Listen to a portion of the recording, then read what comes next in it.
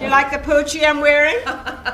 You mean, do I like the quote-unquote poochie you're wearing? Don't start with me. There was a sale. I had to fight off 3 old vultures for this poochie. It was like something out of National Geographic. That poochie was made in a basement in Rangoon, please. All these phony designer dresses and tacky Hong Kong knockoffs you scrounge for at Loman's. They're never fooling anybody, really. This poochie is quite real. Darling, I know when I'm being played. I know what's real and what isn't. They don't have fake at Loman's. No, they have originals for $14.95. It's a miracle. Polly, stop it. That's mean. What's the matter with you? I'll tell you what's wrong. Yeah. The buttons are wrong. The colors are off. You know, it's no shame being careful and scrounging for bargains. It's the trying to pass that gets me. All I'm saying is don't try to pull one over on me. I don't like it when people pretend things are one thing when they are clearly another. My daughter is tap dancing around about this book of hers. And we're all sitting here waiting, pretending nothing is happening.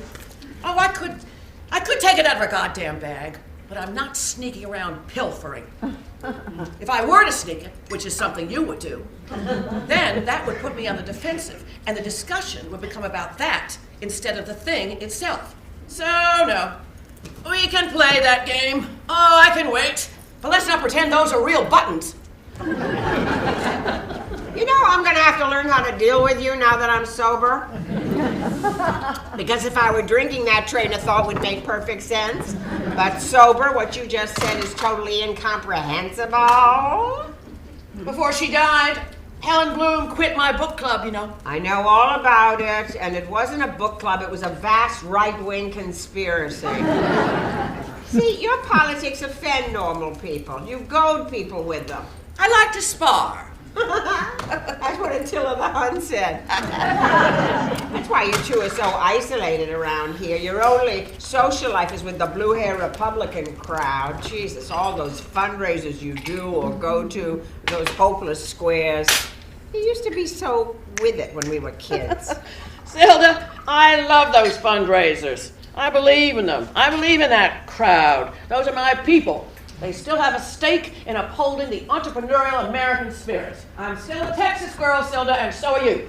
Honey, newsflash, you're not a Texan. You're a Jew! We're Jewish girls who lost our accent along the way, but that wasn't enough for you. You had to become a goy, too. Talk about the real thing. Talk about faking it. Honey, this poochie's a lot more real than your Pat Buckley shtick. Before the kids get back, I want to ask that we give Brooke some breathing room this evening.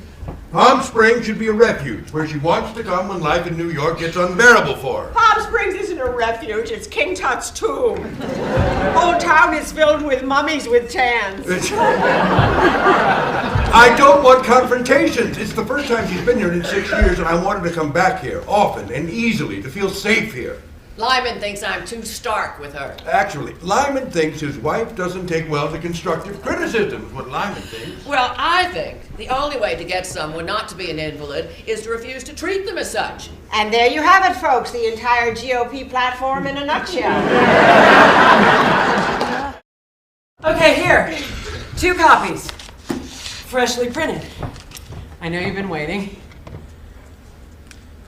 Just let's get it over with and go on to enjoy ourselves. Merry Christmas! Santa has come early, yay! Come on, I don't want there to be any more anxious stares. No more fear, no more dread. Dread? Should we be dreading this novel, darling? No. Sorry, wrong word. Not dread. But there is something you should know before you read it. Oh, I just love it when people say there's something you should know. You can just tell it's something you wish you didn't have to hear. Stop it, Polly. Well, first off, it's not a novel. I know, I said it was. And it started off as one, but after a few chapters, there was no hiding what it was, no fighting it. It's a memoir. A memoir? Of? Us. The story of everything that happened to us. So I wanted to prepare you for this. Oh, I see. You want us to brace ourselves. Which is why you were so hesitant to tell us earlier. You thought we couldn't handle it. I needed to finish writing it to be sure and to know what I had, to sit with it. Well, it's not entirely unexpected. May I ask what's in it? Actually, probably the more piquant question is what's not. Isn't it, Brooke?